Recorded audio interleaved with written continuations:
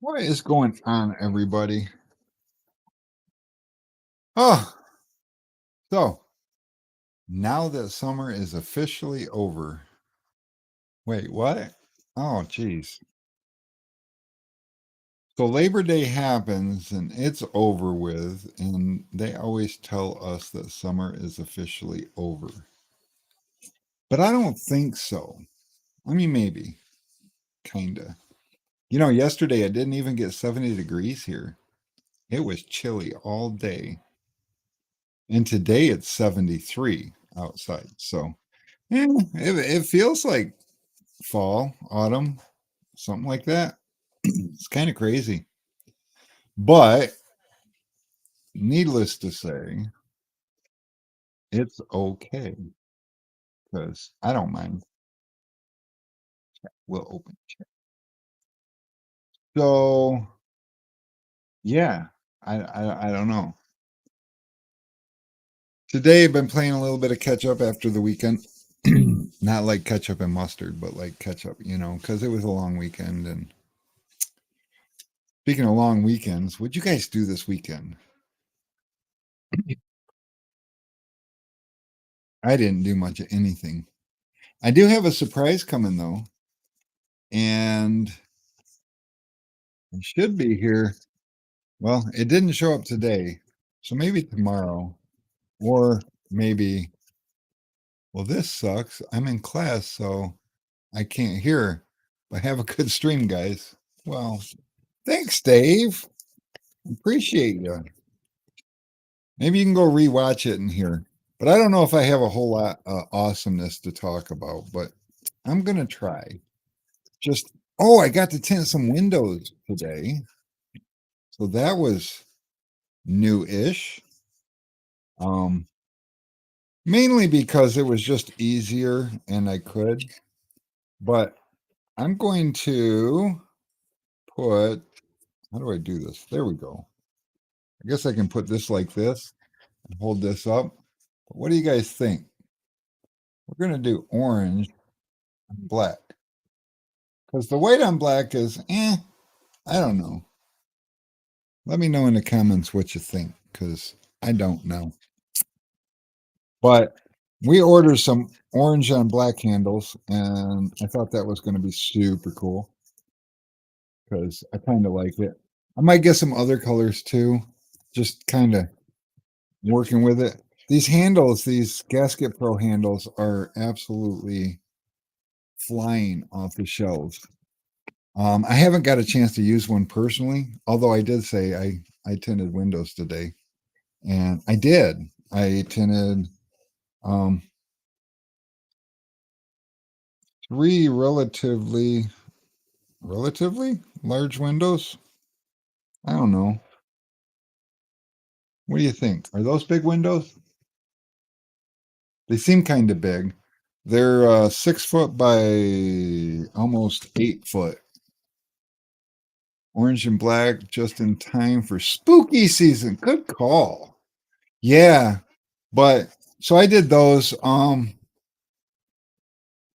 Mary asked me if I could give her a hand with those. She would have handled them, but the situation was the top of the it's an Aldi store. So if you're familiar with Aldi, they don't bag your groceries for you. So you like pay for all your stuff and then you take your cart full of goods up to a counter and you bag all your stuff. And so the counter's right there, right on the other side of those windows. And it's just a few inches, almost a foot lower than the bottom of the window. And the top of the window is 6 feet from that. So the window is roughly 7 feet from the counter that you stand on. And Mary is 5'2". So that wasn't happening without some sort of ladder or something. And the counter sticks out 3 feet from the wall. So a ladder wasn't real. I mean, yeah, I suppose you could, OSHA probably wouldn't approve, but you could probably put a ladder on the counter and it just sounds sketch. So I'm a little bit taller and I can reach 7 feet.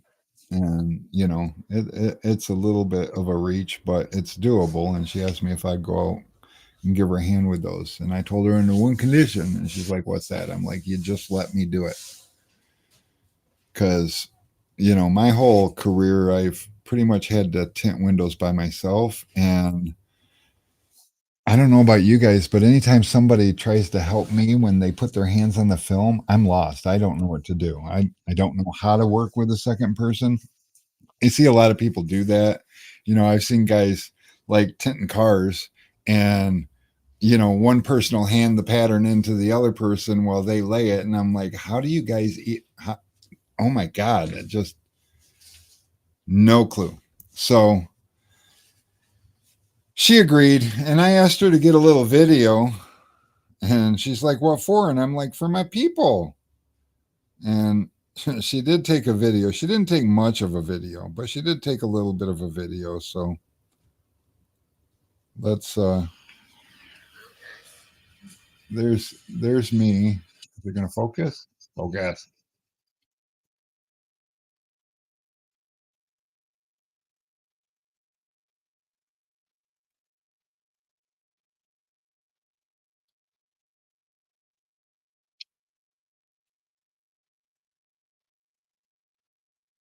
And I figured she was just gonna record it and I'd have something to edit, but that's where it stops. And so not much to work with there. I was really seriously considering, you know, making a video of today's events, but that's all the footage I got. And I took a couple of after pictures. So I need to do better when it comes to stuff because I really do stuff, guys. And I probably should try to use some of that stuff. This particular situation, the window was 6 foot tall. It was like 72 on the nose. I had a 16th of an inch overlap on the film from top to bottom. That's why I was rolling it sideways because it was 72 tall and like almost 90 inches across. So um, unwinding it that way just made it so much easier to handle. And I don't know. I had a good time though. It's amazing, when you temp for 30 some years, 35 years now, I think. When I stopped tinting full time, I was burnt out. I just didn't enjoy it anymore. It was too much hassle, too much stress. But now that I get to, Charles had a baby and I got to cover for him for 2 weeks, and um when the kids' dad passed, I got to cover a Saturday for them while they were arranging the funeral stuff, and um a job like this. There was another one earlier this year at a veterinary clinic where there was scissor lift and obstacles and hard to reach stuff on top of other structures that I got to get called in for. And I just absolutely love it. It was phenomenal, So it's been a good year for me because, it's funny when something that you love so much starts becoming a drag and you don't want to do it anymore, and then you just step back from it for a while, and you only get to do it here and there. then it becomes then it becomes a little more enjoyable, because before I knew it, I was done, and we were heading back, and I was a little bummed out. I mean, don't get me wrong, I'm not sure I want to tent all day. Maybe, I don't know. I mean, I could have done those windows all day. Something about a 42 square foot window that, you just slap it up there and get it situated. There was there was a lot of useful information in that window that I was laying that I wished I could have got on video, because it's things that I get calls from. I get people call, and with big windows like that, one of the things that I get calls about is, uh, does the film stretch or something? Because I noticed that I get fingers, and I know the window's flat. Like, what's going on? And when you're laying a window that size, you tend to squeegee. When I squeegee, and I put it back in the bag already, but when I squeegee, I tend to swoop just a little bit. And I don't know if you guys do that, but I do. And so think about the pattern in which you're squeegeeing. And a lot of people, they'll swipe across the top, from the center out, which is good because you don't want to push up because then the water will run back, and suck the dirty seal water out into behind your film and it'll be ucky. So you don't want to do that. So you do definitely want to go across the top. But what a lot of people do is they go across the top and they just work their way down, going side to side. And when you do that, if you're swooping ever so slightly, what you're doing is just putting tension coming down the film. Oh, I should, you know what? Let me real quick, seeing how it's just going to be me. Let's see if we can open this up a little bit. Pardon my mess back there.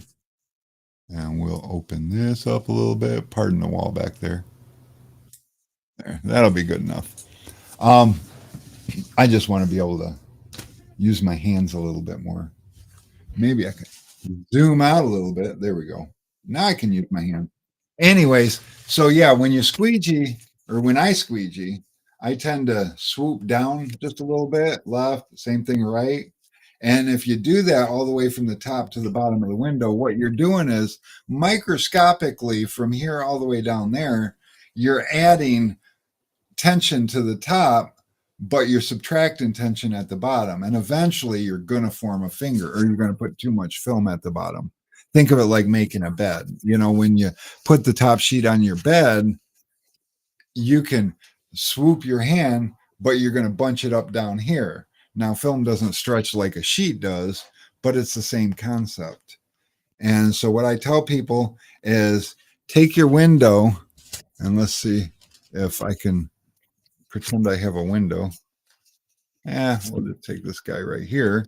We'll take your window and start here. Don't worry about that top being wet. We're going to swipe across at the top, but take your window and squeegee across one way, squeegee across the other way, and then go up one more, squeegee across, go up a little bit more, squeegee, and make sure that you overlap your film like by half.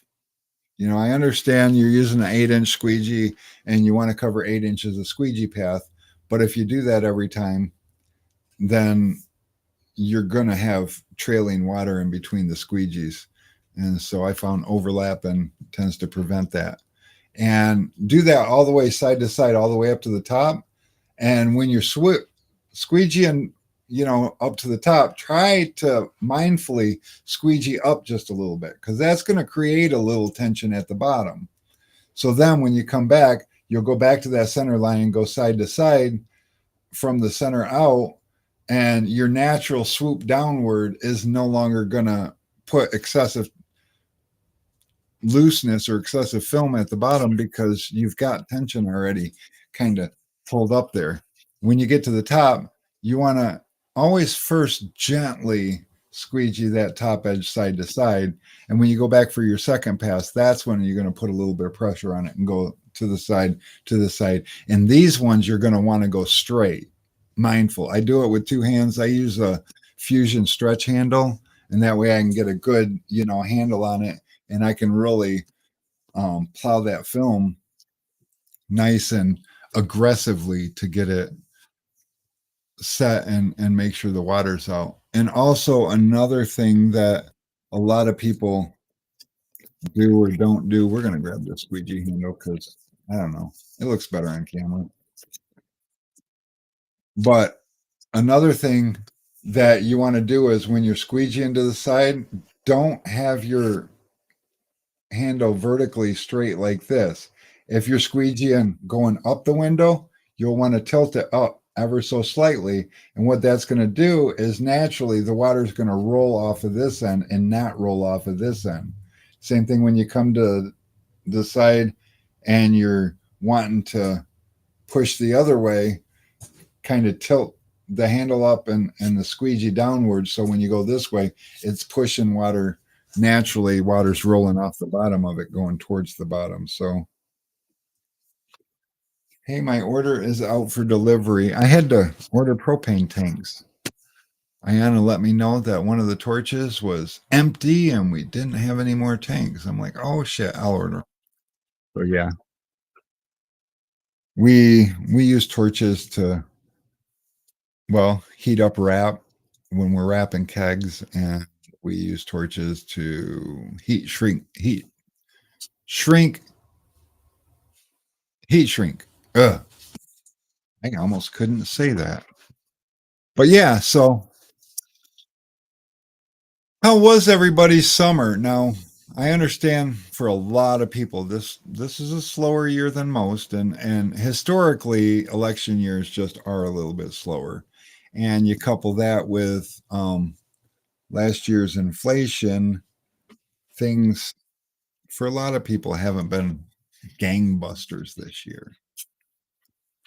But also, I need to make more videos because there are things that I want to tell you about, but it'd be easier to show you. You know, like for instance, shrinking Helios film. Helios film shrinks amazing.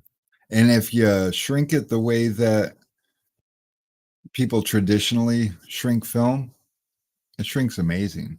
But what if I told you you could shrink a whole back glass without touching it with your hand or a card or a Mac tack or anything? You could just shrink it and it would just lay down. It does.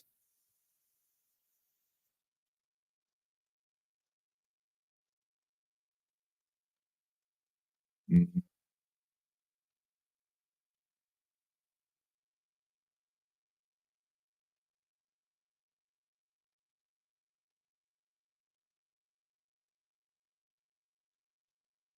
How exciting. Let me look at the delivery tracker.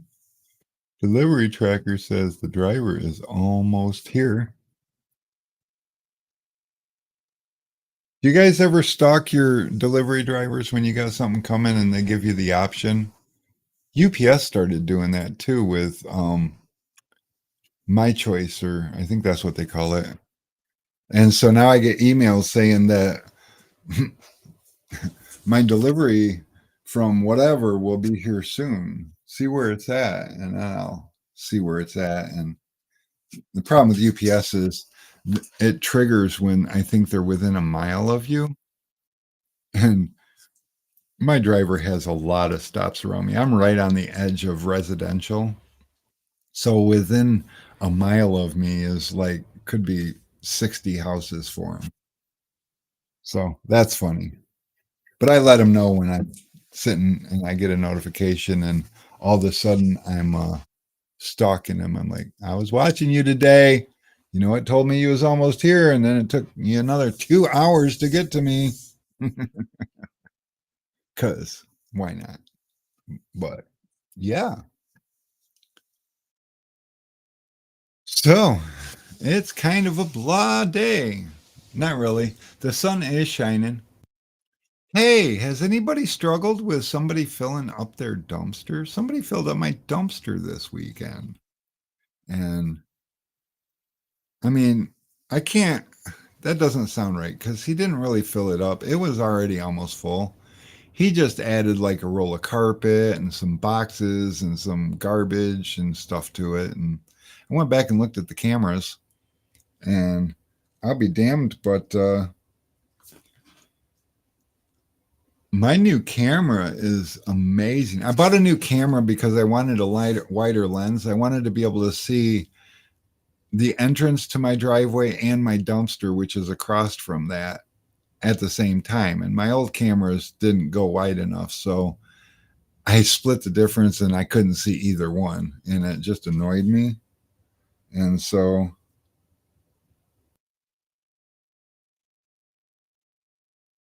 it says my driver has arrived for delivery, but there is nobody out there.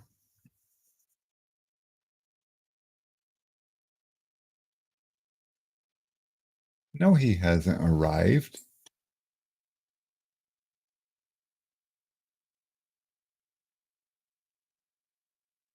He might be close, but he's down the street from me.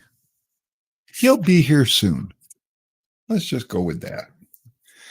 Anyways, is there any burning questions anybody has? Because I have burning answers. Now it says he's here. He's not here. He is here. I see the shadow to his car. He just hasn't pulled up into the parking lot.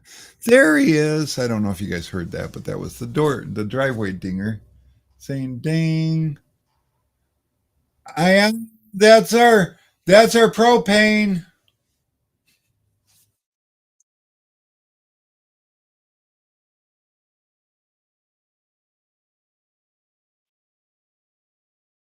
Oh, he's just gonna set it outside. Don't bring it through the door, buddy.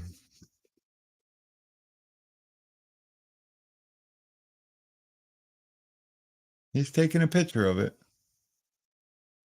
You know, the neat thing about deliveries anymore, God, I wish the job search was as easy as it is today back when I was young, because today to get a job, if you really want a job, all you need is a car and a smartphone. It's crazy.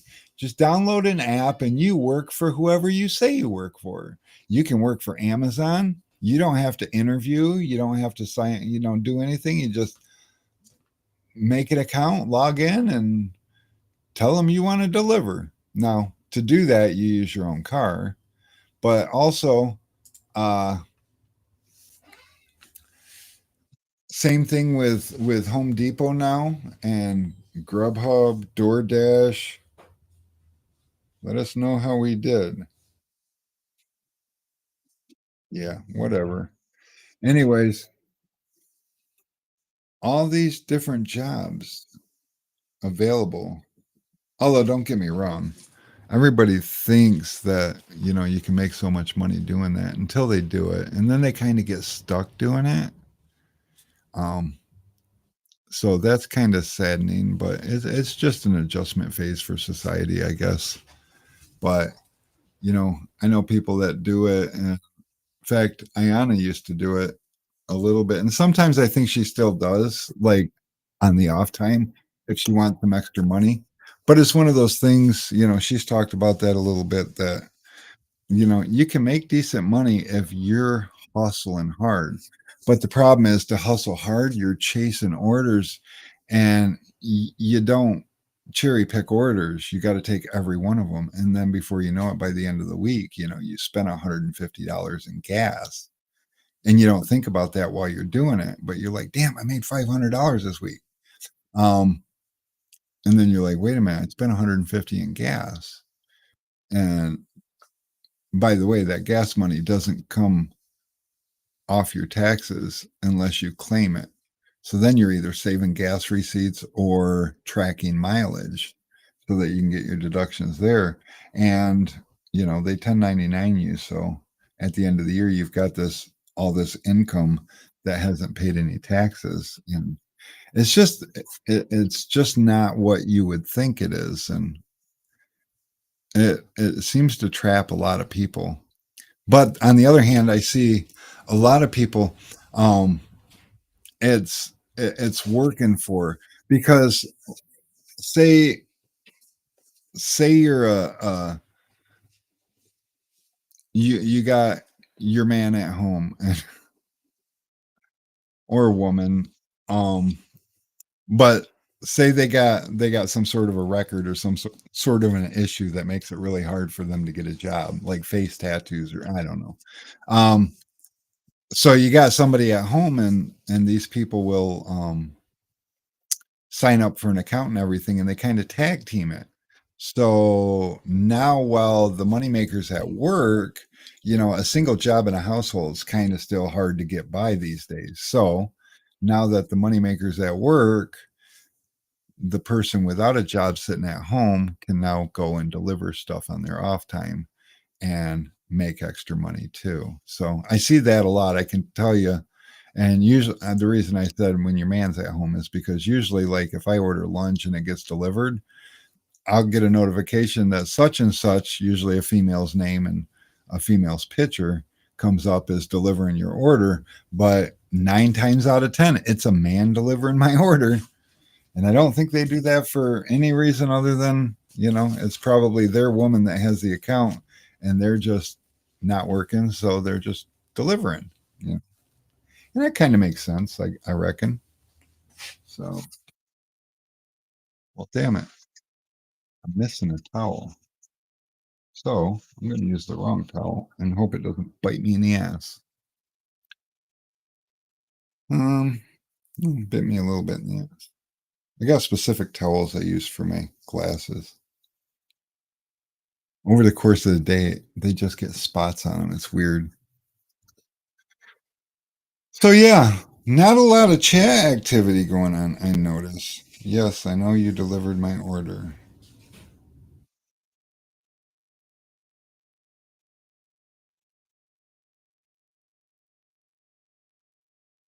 Yeah, that's awesome.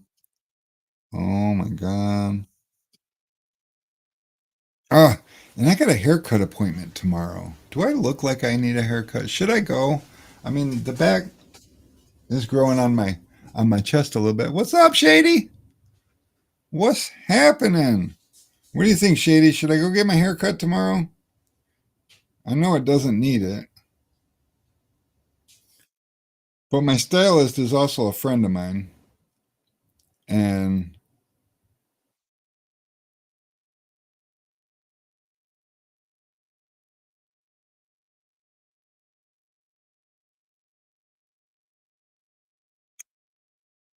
good lord. Okay, good enough. Got it. Huh. A lot of notifications. It's like every notification from that delivery seemed to come from a different number. So I had all these notifications. Anyway, Lobo, what is up? High top fade. I don't know. I tell you what, you first.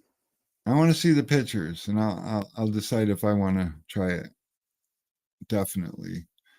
I've had that happen at the restaurant. And we won't give the food to the driver if they don't match the pick. Well, around here, they don't they don't check. That's not a thing. What's really funny is people will bring their family too. I can't tell you how many times a child will bring my food in, and it's like,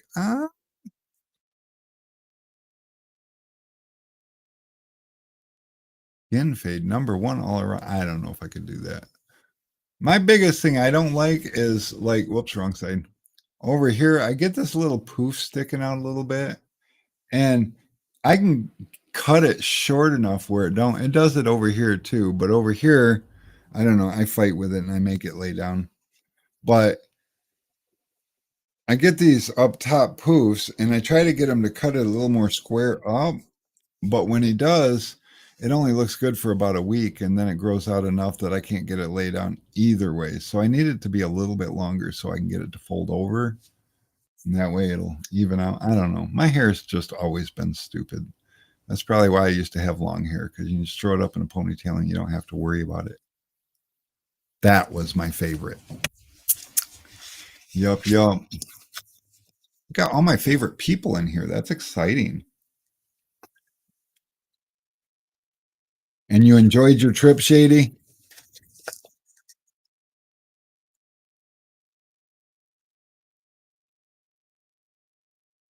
Let it grow a little and get a shape up. Yeah, maybe I'll go visit with him. My dad has hair like that. If it grows out, he looks like Wolverine from the comics. Yeah, I miss going to those events.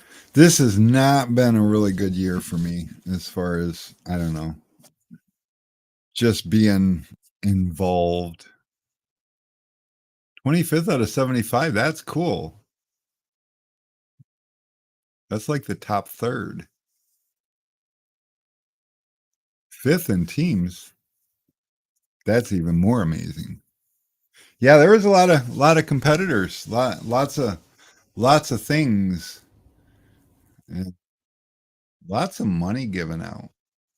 I actually got to thinking watching people hold those big ass checks with their big ass smiles, thinking, "Why don't you compete, you idiot?" But I just don't like to compete. But when you see somebody hold up a $25,000 check, it's like, "Huh, I'm probably as good as him." What's up, Howard? Howard's my favorite. Hey, I didn't tell you guys. Howard is that's John Boxcar Howard on there if you're looking. But Howard is kind of like he's a local hero. I mean, not only because he's a firefighter, but he is. I don't know if he wanted me to tell you guys that, but he is. So that makes him a superstar all by itself. But so last week when we didn't have power, he called and he's like, "Hey, let me pick your brain for a second." He asked a couple of questions because you guys are free to call and ask questions. I have answers and I enjoy talking too. So, they kind of go hand in hand. But when you call, you'll have to get past Diana, which isn't really hard to do. If you ask for me by name, she tends to just get me unless I'm not here or on the other line. Sometimes she'll come and tell me that I have another call while I'm on the other line, but that doesn't happen too often. Anyways, Howard calls and he's picking my brain and he's like, "So how you been?" And I'm like, I'm not great." He's like, "What's up?" I'm like, "I don't have any fucking power and I just got 2,000 boxes, because these beautiful Helios boxes, they don't just come on the film, and when you have film manufactured for you, they manufacture film for you and they send it in a white box. It's not just as easy as saying, "Hey, I'm Helios, so send me Helios film." Um, so I have to do that, and we run out of boxes, and I order about 1,000 of each size at a time. So we got 2,000 boxes here, and then we had film here, and then something else showed up, and oh yeah, kegs showed up. It was just a lot all at the it was fucking crazy. And the day before we had deliveries, um and didn't have power, and he's like, "Oh man," and I was by myself. Ayana didn't have power. Alex got mad at me and he just quit his job. So Alex doesn't work here anymore. He got mad because the power was out and I needed somebody to um, get these deliveries, and he didn't want to be here with the power off. And I don't know. He got mad and left his keys on my desk and told me the next day that he doesn't work for me anymore. So, but yeah, so I told Howard all this, and I'm like, "Thanks for letting me vent, buddy." He's like, "Well, let me see what I can do. Maybe I can help." The guy lives like an hour away or an hour, I don't know, some good distance away from here. And I don't get to see him very often, but every now and again he's in the area doing a flat glass or a security film job. And I didn't think much of it, and I figured that maybe he'll call, but I got lots to do. And at that time, Ayana still wasn't here because she didn't have power. Her phone was dead. And so she slept in like a good Gen Z. And yeah, so she uh she showed up and started helping, and I was working, and Mary was feeling bad because I had no Ayana, and she had power at her shop, but they didn't really have any work at the moment. And um yeah, so she sent Charles and Juan, and so we're all, just getting shit handled. And I turn around and here comes Howard walking in. And it's like, oh my God. And I mean, don't get me wrong, our power was out, but we have a generator. So um We just had to run some cords and, power up the lights and the film slitter and the drill press and more lights. And I don't know, that was pretty much it. Basically, we didn't have AC. So no air conditioning, doors open, and that's what we had to work with. It was kind of warm outside, but not like, in the 90s. It was cool. So, yeah, Howard just, I don't know, rearranged his schedule and jumped in his truck and drove all the way here and decided to help, and he helped carry, and he probably carried most of 1,500 boxes upstairs, because that's where we store all of our extra boxes, because real estate's a premium down here and we only need so many boxes down here. So yeah, there was that. And the last pallet of boxes, there was 4 pallets. The last pallet of boxes I blocked with a forklift, and I told him he's not allowed to touch them. He was sweating, and it's like, dude, that's just a lot. But yeah, we even had a camping lantern fired up, and Howard even helped with that. So Jordan got docked for adhesive pops in my second round of singles. That put me out of the finals. Yeah, and they ding you hard for those, don't they? That's crazy. What's even crazier is those go away. Is it really? I mean, should it really be I feel like permanent things should be a penalty. But who am I? I don't even compete, so I shouldn't really tell them how to judge. That's just wrong. I shouldn't do that. So I won't. So yeah, good times, good times. There is a squirrel running across my parking lot. Now he's standing in front of the building looking at the building. What are you even doing, little dude? He's like, I don't know. It's not like there used to be a tree there. It's a parking lot. Ooh, sorry. Got distracted. Squirrel. Like literally squirrel. So oh, my elbow itches. Oh, I got to cut some tree branches yesterday, and I have a wood chipper, so that's a lot of fun. It put a hole in my hand. Yeah, you can see that, just a little hole, but I was all done with it, and like green limbs go through the chipper one way, but before I had the chipper, I had over beside my garage a stack of branches drying out so I could break them up and put them in bags. And usually when I do that, they just stay wherever they are until they're in the way enough that I have to do something about it, because out of sight, out of mind, right? Well, anyways, so I would grab the bag of branches that I chopped up, and I'm carrying it up to the front, and I see this pile of dead branches sitting there, and I'm like, oh. So I grab the chipper and I get it out again and fire it up, and I learned real quick the difference between green branches and dried branches. It yanks those dried branches right out of your hand, like with a quickness. And it took a piece of skin off, and I felt like, oh damn, you're holding on to that shit too wrong, and it's gonna suck your hand right in there. So something to think about, because I don't think I'd enjoy life missing a limb. But so then I was smartened up a little bit and went and grabbed my gloves and put those on and finished it up. So I got 2 bags of wood chips and the dried ones are a lot lighter than the green ones, though. They fill up the same amount of space and weigh a whole lot less, because there's a lot of moisture in those branches, and it's amazing. I had a mulberry tree that is just doing fantastic. It doesn't produce any berries, but it's still doing fantastic. So there's that.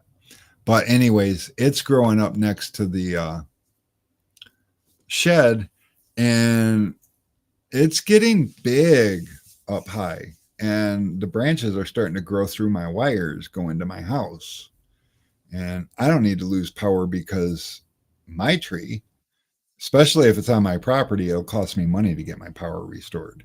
And I ain't trying to live that life. So yeah, yesterday I decided I'm gonna chance it. I mean, it's just power wires. What's the worst that could happen, right? So and I didn't die. So that's that. But hell, that's some kind of shit that I could probably make a video about because people watch the strangest videos. I watch the strangest videos.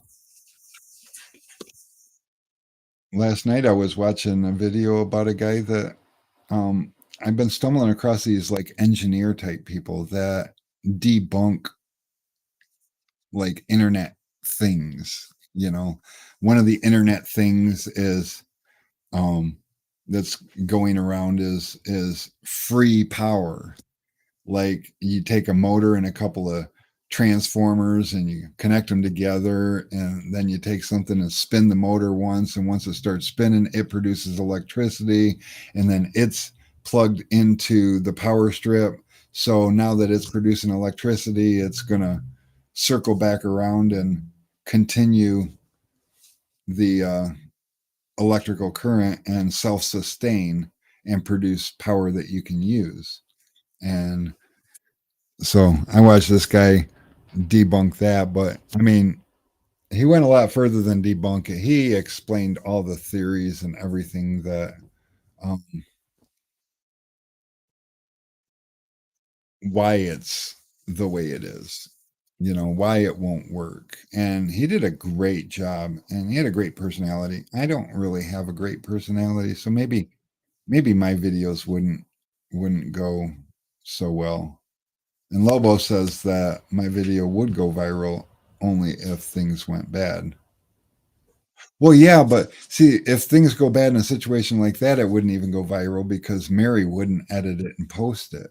See, so I have to live through it so I could actually edit it, post it. When I rolled my Jeep down the hill, um, and it ended up busting my head open and knocking myself out,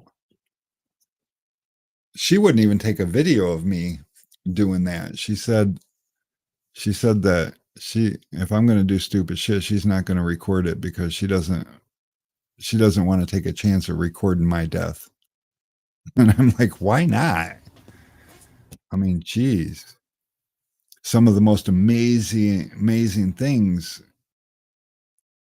happen that you could have died doing.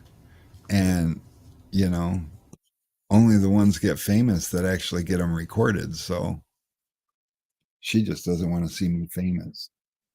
She probably thinks I'll leave her. Worse, she probably thinks I wouldn't leave her. I don't know.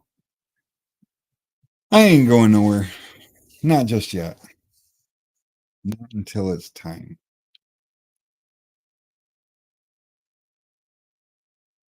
So I should come up with ideas. I need help with topics. Although we haven't done a tint keg in a while. But right now everybody's all hyped on electric sprayers. Me personally, I'm not as hyped on electric sprayers. Don't get me wrong. I mean, they're terribly convenient. I mean, what's funny is so the evolution, you go from the trigger sprayer, carpal tunnel maker, carpal tunnel maker, um, to a Poly 2, you pump it up, and that's annoying because you got to fill it up all the time. So then you buy one of those 3 gallon pump sprayers, and that's annoying because I mean you've got solution all day, but you got to pump it all the time, and that's becomes annoying. So then you get a tint keg, and then we're just never happy because then we get an electric sprayer because then you never have to fill it up with air. Where a keg, you fill it up with solution, you have to fill it up with air, because and that's, you know, 15, 20 seconds you can't ever get back in a day. So then you want to spend all that money on something. I mean, don't get me wrong. So you got like the Tent Buster. That thing's uber convenient. You slap that sucker on to go do a quick job. Now, don't get me wrong. You wouldn't catch me tinting cars with a tint buster because when I tint cars, I tint too many cars. And then it takes me back to the Poly 2 problems. And I'm not trying to fill up a bottle or a pouch between cars. But if all I have to do is say I got to run to the dealership and tint a set of doors real quick, which I don't do anymore, but I used to. And sometimes we had a dealership right down the street from the shop, and they'd call us up and be like, "Hey, I sold a tint job," and we'd charge them 10% over retail, and they'd charge their customer whatever they felt like charging, and we didn't care because we're not cutting them any breaks. So um, I'd just go and so a tint buster would be perfect for that because I know I got plenty of solution. I just run and do it and come back. And I could carry everything in and back out in one trip. I don't have to make multiple trips. So in a scenario like that, a keg is a little cumbersome.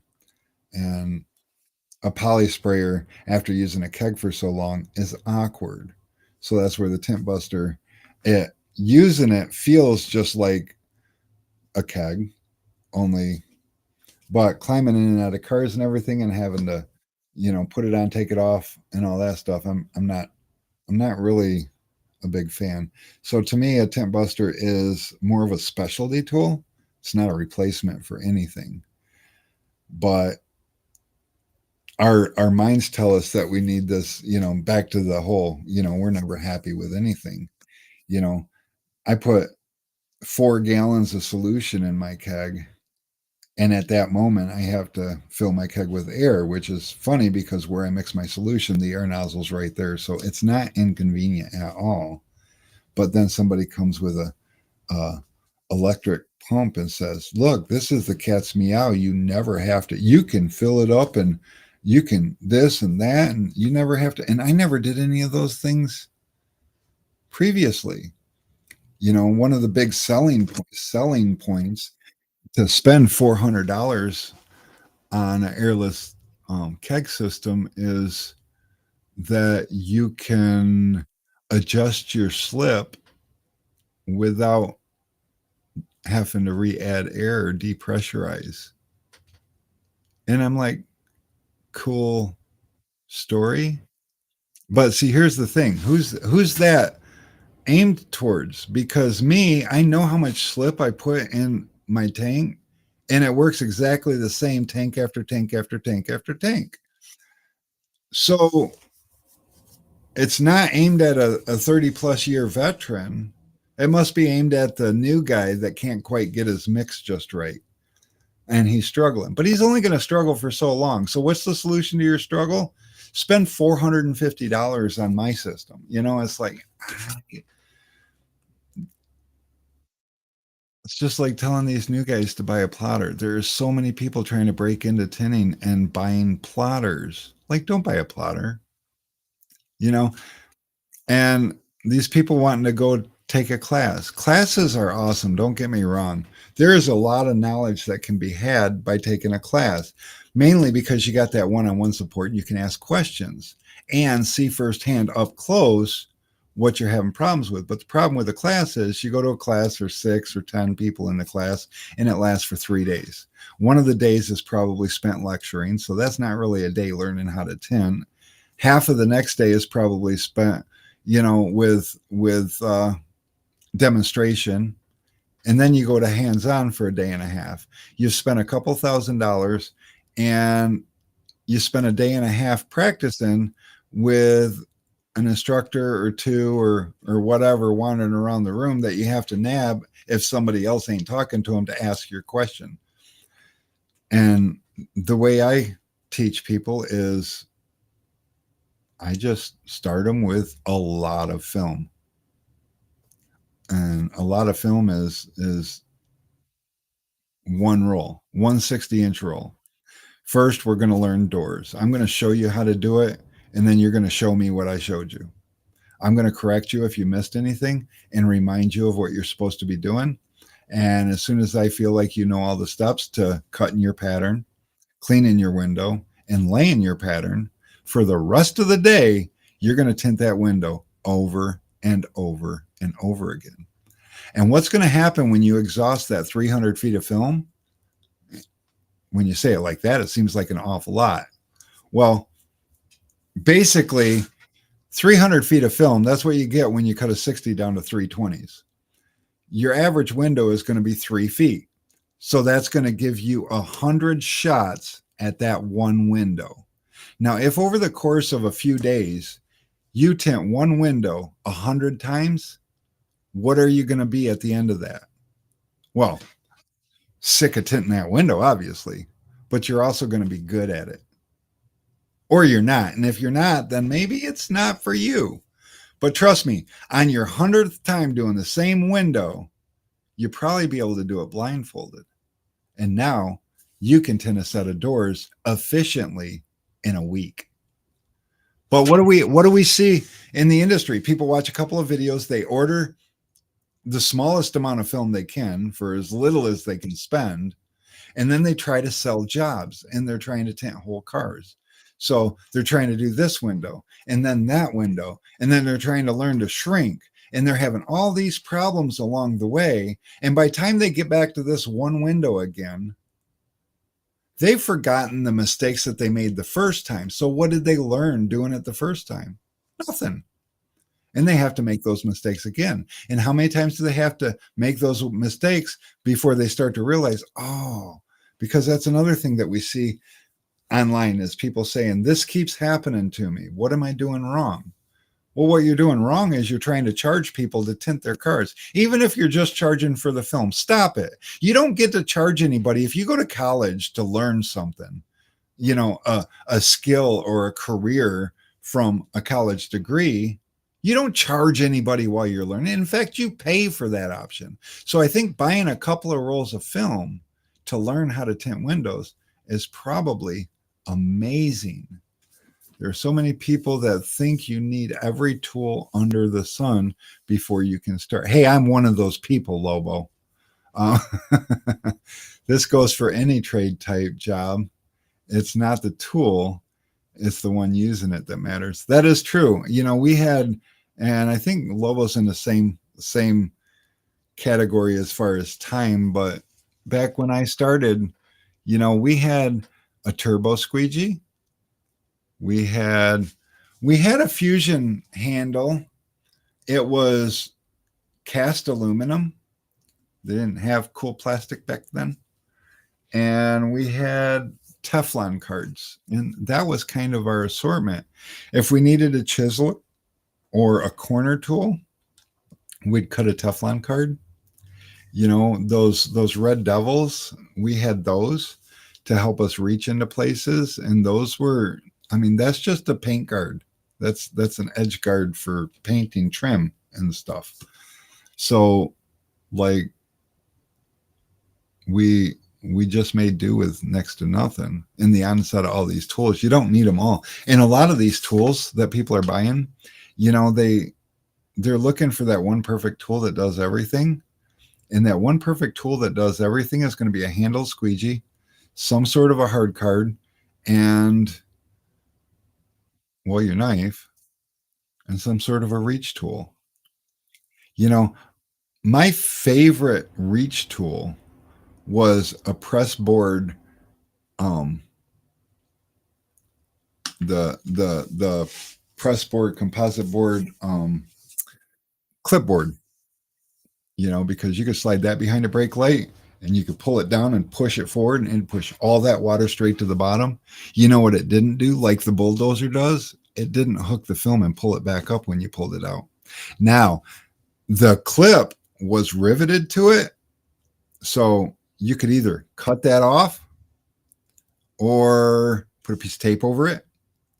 I elected to do the piece of tape over it thing because, like, I used my clipboard until it got so warped, because they do absorb water and then they'll swell and warp, and you know, that. But yeah, it is so unnecessary to have all those things. But what is necessary, if you want to create a name for yourself and move forward, what is necessary and essential is practice.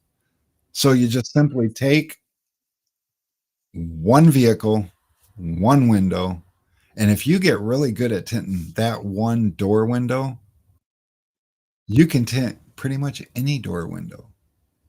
And then from there, start learning how to shrink. Don't bite off so much. Once you can efficiently tint door windows, just take on tinting sets of doors. That's where you can bring money back in to support your learning for back windows.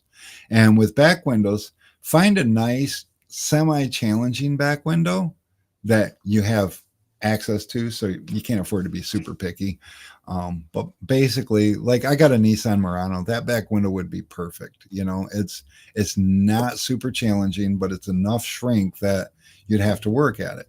A lot of people have sedans. If you got a sedan, perfect. But if your window's less than 30 inches, that's even better, because like my Murano, I could take a 24-inch roll. So I could do 24, 24, 12. The 12 doesn't do me any good. Or I could just buy two 24-inch rolls. But ultimately, you would like to get three. But if it's under 30 inches, you can just take a 60 and cut it in half. The average back window is almost 5 feet wide.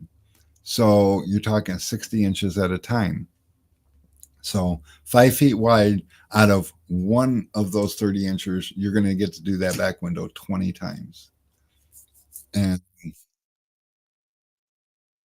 you get two out of a 60 inch. So it's going to cost you a little bit more to learn back windows. And the other thing is put a video camera on yourself, and go rewatch things. And you'll be amazed at what you can see when you stand back looking. My first reach tool was a piece of 3-ring binder. Yep, same concept. I was 16 and trying to tint my first car. My first car took me 7.5 hours to tint.